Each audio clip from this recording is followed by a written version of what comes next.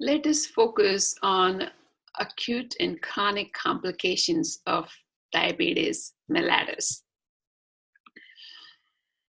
Acute, the immediate effects of diabetes mellitus on the body include hyperglycemia, that is more than normal amounts of glucose in the blood, glycosuria, that is excess amount of glucose in urine. Usually you should not find glucose in urine, but now you do.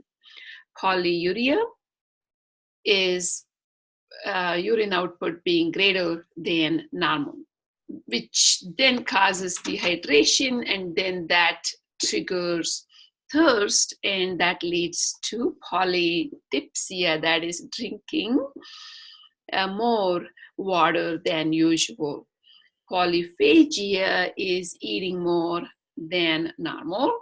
That is because cells are starving. They send signals for the body to bring more food into the system. Fatigue, because your energy production has come down. You don't have nutrients to make ATPs, and overall, fatigue is very common.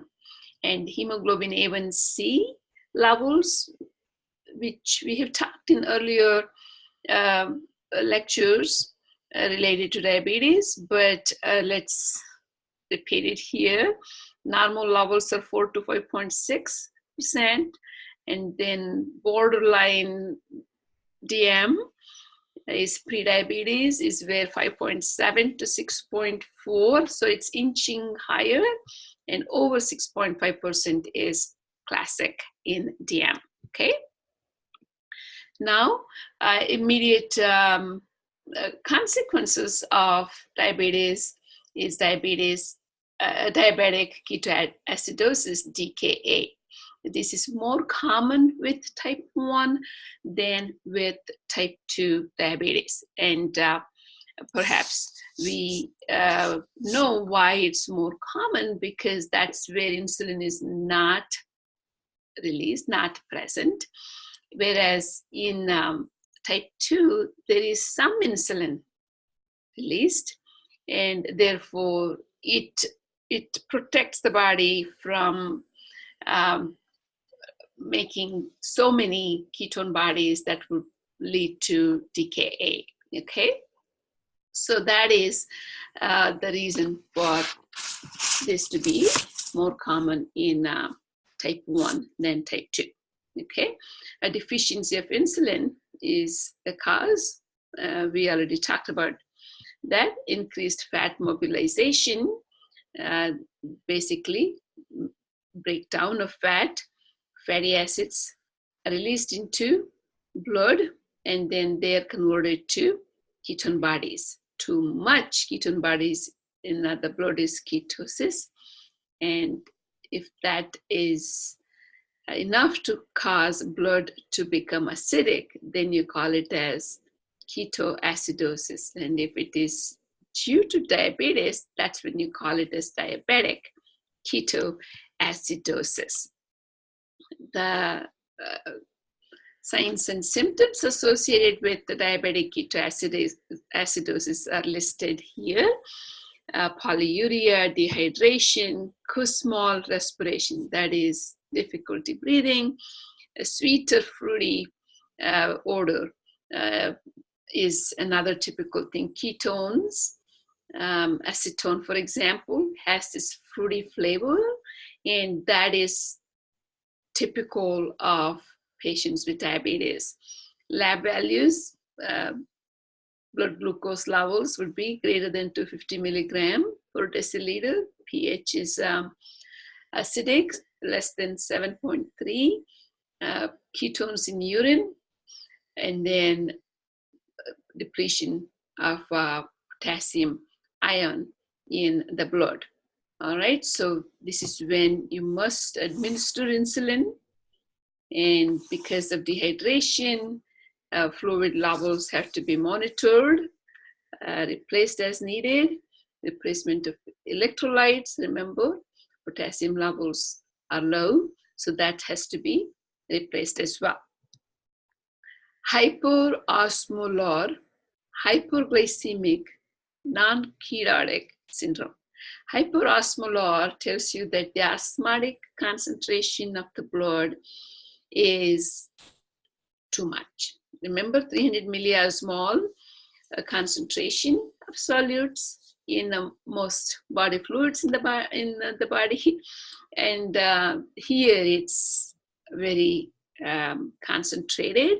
That's because of increased glucose levels in the blood. Hyperglycemic indicates that the glucose levels are very high. Non-ketotic syndrome is where it's not to do with ketone bodies, but it is mostly with glucose levels and hyperosmotic condition that causes this abnormality. Okay. HHS is how you abbreviate this. This is a life-threatening emergency precipitated by infection, medication, non-adherence to diabetes treatment, or coexisting disease. So what makes this situation occur in some patients is due to these many reasons: infection, medication, not taking diabetes medicine, etc. It is associated with type 2. Remember, this is non-ketotic. That means it's type 2.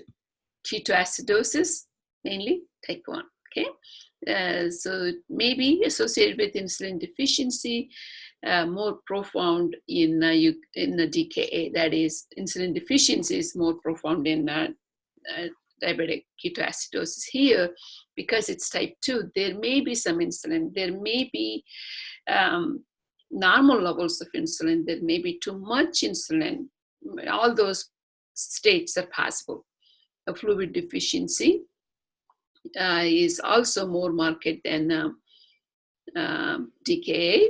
Elevated glucose levels more marked than in DKA. So what is not marked is insulin deficiency. Others are all much greater than in DKA. Okay, so that's how you could separate DKA from the other, from the HHS. All right, so now let's go to what happens to protein metabolism in diabetic patients. Okay, because cells are not receiving glucose, signals would again turn on the breakdown of lipids, breakdown of proteins. We just saw the breakdown of lipids and how it leads to production of ketone bodies. Now we are going to take a quick look at protein breakdown of muscle protein, muscle wasting, which then leads to weakness and weight loss. All right, then decreased amino acid uptake. So this is all in circulation. It's not being sent to the cells. So increased protein degradation, increased amino acids in blood, that promotes gluconeogenesis. Gluconeogenesis in a patient who already has more glucose, you're producing more glucose through these circulating amino acids, simply makes the situation more complex. It makes it worse, put it that way. All right, so with that, let's move on to talk about chronic complications of diabetes mellitus. Okay, we saw the acute ones where you saw glycosuria, polyuria, polydipsia, DKA, RHHS, and now long-term effects of DM. Okay, so there is a long list of diseases that these patients develop.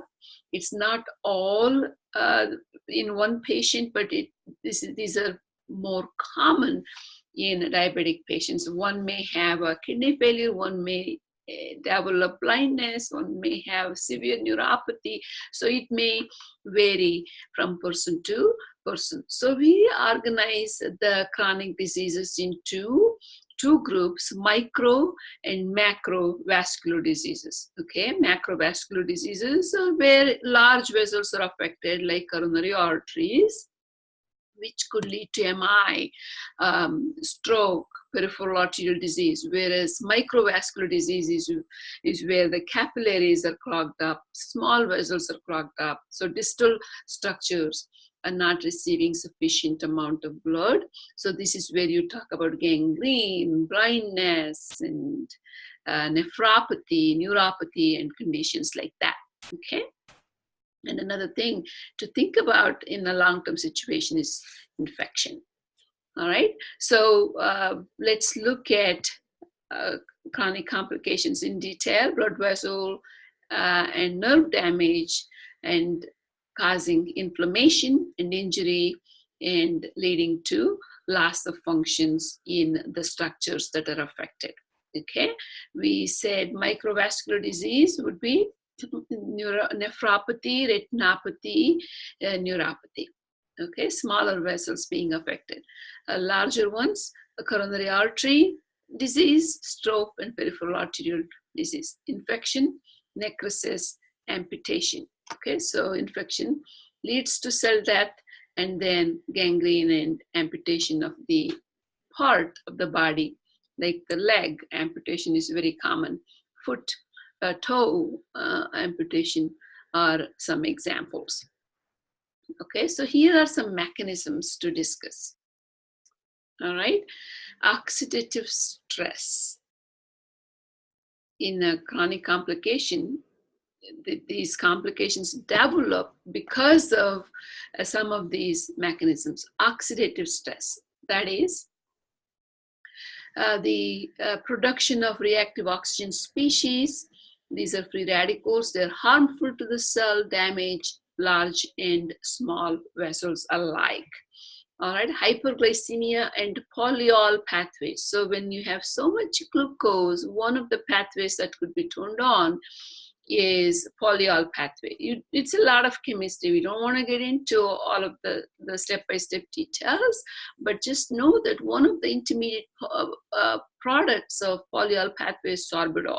So buildup of large amounts of sorbitol would lead to increased osmolarity within the cell, and then also advanced glycation end products. What happens is glucose would attach to proteins within the cell, and these products are now not functional because of this new substance being part of the original structure. Okay, glycation end product, AGEs is how you call that. So here another mechanism that is shown. This is where you have one of these coenzymes, NADPH, lower levels of NADPH, lower level of nitric oxide, which leads to buildup of reactive oxygen species locally, and decreased glutathione. This is another intermediate product that leads to the breakdown of red blood cells. So all of this is happening in the blood, in the red blood cell, and now we are talking about buildup of sorbitol, attachment of glucose to proteins nearby, and then reactive oxygen species being generated in abundance, and that would cause the destruction of red blood cells. Another pathway that could be turned on is protein kinase C pathway. All right, so this in turn turns on events that are unwanted type of events, inappropriately activated intracellular signaling proteins. So that leads to more injury within the cell, hyperglycemia and non-enzymatic glycosylation. So you have circulating glucose that binds to the inner lining of the blood vessel wall. All right, or cells or proteins that are in there. So these are things that would again basically glucose sticking to whatever it finds in its way, and that way it could occlude the vessel, it could interfere with the function of that particular molecule, and so on. So that is the complication that you see in a chronic condition, and we may not see all of these in one place, one person, but different mechanisms being turned on in different tissues, different individuals for that matter. Okay. Now let's focus on microvascular disease only. This is where you consider capillaries, the smallest vessels, to be affected by diabetes. What could happen when capillaries are affected? It is where you may have the glucose being trapped within the capillary. Got it? So now thickening of the capillary basement membrane. Endothelial cell hyperplasia. Okay. Capillary basement membrane. This is specifically, if you wanted to talk about nephron, you're talking about glomerulus, and glomerulus is nothing but a capillary bed, and any capillary comes with a thin layer around them called basement membrane. Now that is thicker. If you have a thicker basement membrane in the glomerulus, filtration is under check, you see, so that may not be going as well. So that's how nephropathy could start. All right, endothelial cell hyperplasia. Endothelial cell is the innermost lining, innermost cells in the innermost layer of a blood vessel. Okay, so if you're thinking about a capillary, the only layer of cells that you have are called endothelial cells. They would be affected because glucose may attach to the cell membrane, the proteins within the cell are proteins around the endothelial cell. Therefore, it triggers this cell to behave differently. Hyperplasia of the endothelial cell. Thrombosis is formation of unwanted blood clot. So you have an activation of the endothelial cell, which then could trigger the process of blood clot formation, unwanted blood clot formation. Pericyte degeneration. Pericytes are cells around the endothelial cells. Okay, so they may be affected as well, and degeneration of pericytes is yet another thing. Hypoxia and ischemia. Hypoxia, decreased oxygen at the tissues, and then ischemia is decreased blood supply. If the blood vessels are clogged, these capillaries are blocked off, no blood reaches the tissue, and that's how you have ischemia and hypoxia. Diabetic retinopathy is one example of microvascular injury in diabetic patients, a chronic condition with diabetic patients. And blindness due to diabetes is quite common. Leading cause of blindness worldwide is diabetes. Right? So that's sad, develops more rapidly in type 2 diabetes. A maculopathy. Macular is an area within the retina, that's the innermost layer of the eyeball. That's where you have macula that has a large concentration of cones. Cones are one type of photoreceptors that deal with detailed vision as well as color vision. Okay, so maculopathy is where macula is affected. You see, progressive process that accompanies retinal capillary permeability, vessel occlusion, and ischemia. Macular edema is where basically there is inflammation and fluid built within this space, and that is how retinal thickening could be another issue. So the thin retinal layer now is getting thicker, and its function is compromised. You are looking at diabetic retinopathy here. You can see the optic nerve here. Neovascularization, meaning new blood vessels growing in that direction, along with the vascular arcade is here, vascular arcade, meaning these new blood vessels being added and retinal veins being enlarged. Do you see the size of this being much bigger? And hemorrhage is something that you see here, blood vessel ruptures. And then diffuse hemorrhage is this smaller, lighter colored one compared to this big one here. And then you have the exudates of the fovea. So the white patches that you see are those, okay? Now we are talking about nephropathy. I brought it up earlier in relationship with basement membrane thickening. This is another common common cause of end-stage kidney disease in the Western world. So diabetes can lead to nephropathy. Progressive changes is where glomerular enlargement, glomerular basement membrane thickening, microalbuminuria, because the membrane, filtration membrane is now not as efficient. It would allow the leakage of proteins through it. Usually proteins are held back. Now you have albumin escape into filtrate, and that's where you would see albumin in urine. That's what you call as microalbuminuria.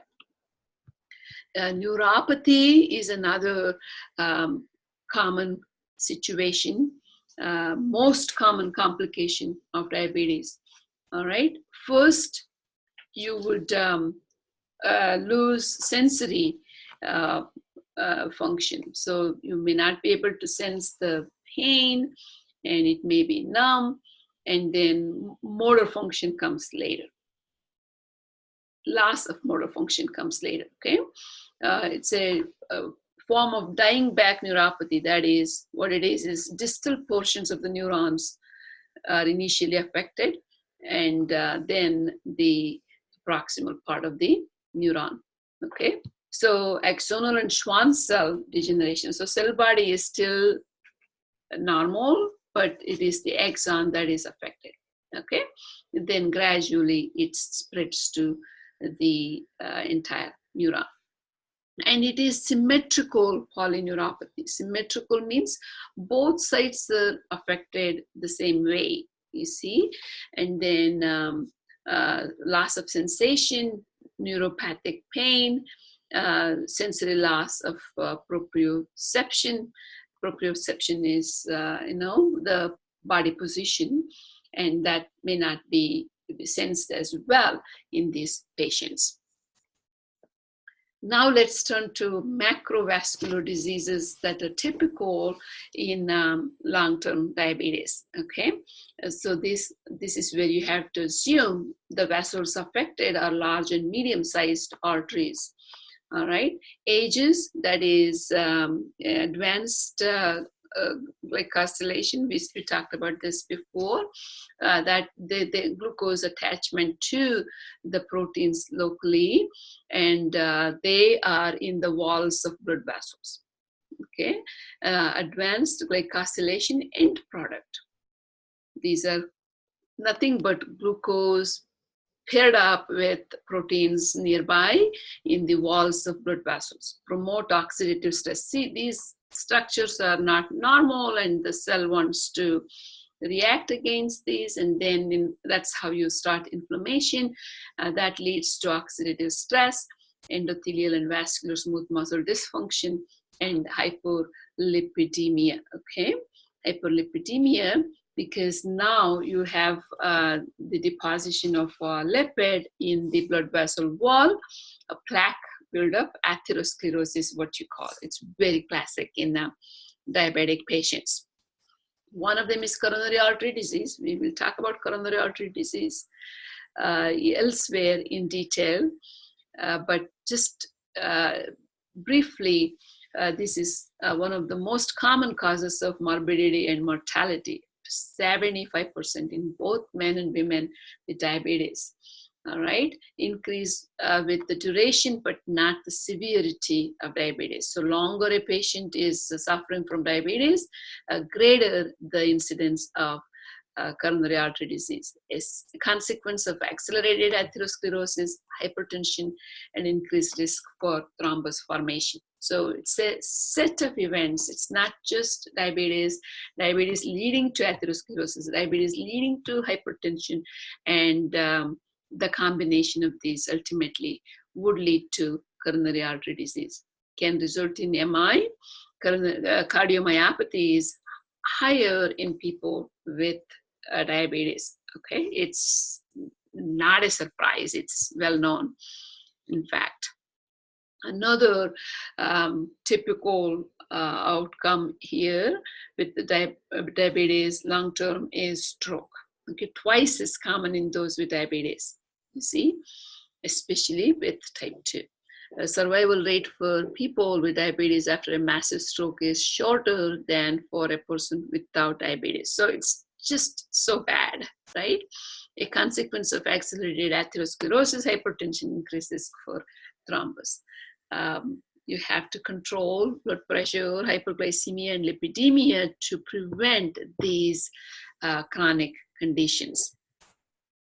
Peripheral arterial disease, what is it? Well, if a vessel, medium-sized vessel or a large vessel is occluded, such as femoral artery or iliac arteries, external iliac artery, which supplies the entire leg.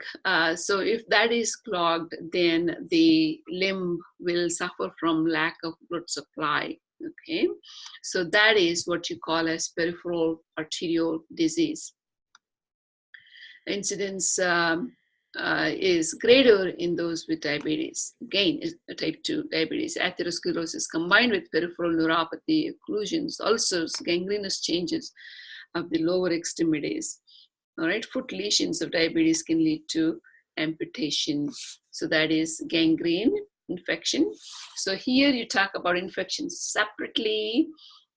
Basically, it's an ideal place for infection. You know, you have increased glucose levels. The infectious agents love this opportunity, you see. Increased risk for infection is due to impaired sensors. Okay, so injury is common. Hypoxia, that is decreased oxygen at the tissue, and these microbes can thrive even when there is less oxygen available. And the rapid replication of pathogens from increased glucose that's around, less blood supply, because then you don't have the white blood cells to protect against infection. Decreased immune response in diabetic patients, delayed wound healing. These are all just ideal conditions for them to thrive and attack body parts. Okay, last detail for us to look at here, in addition to the discussion of acute and chronic conditions, is to see how we diagnose diabetes, confirm diabetes. You know, you may see glucose in the urine, glycosuria, correct? And then other tests that can be done are glycosylated hemoglobin A1C levels. We talked about that. Remember, that is because glucose attaches to cells and proteins, and here it attaches to the red blood cells. Red blood cells are in circulation for about 4 months before they are replaced, and so it, you know, the hemoglobin A1C is the number of red blood cells being attached to glucose. The greater the glucose levels in the blood, greater the number of red blood cells with glucose. That is how the number would inch higher, right? So this is a more reliable test because red blood cells live for 4 months and it gives a good reflection. All right, fasting plasma glucose levels is another thing. To overnight fast and then measure glucose levels. That would be usually what you have 70 to 110 milligram per deciliter, but if it's greater, that would be one other indication. Oral glucose tolerance test is OGTT. That's another one. So you introduce so much glucose per kilogram, and then normally 50% drop is expected in 4 hours, but in a diabetic patient, it would be slower. Okay, it won't be 50% drop. It may still be 70, 80%, depending on the extent of diabetes. All right, so this is where we stop. Thank you so much.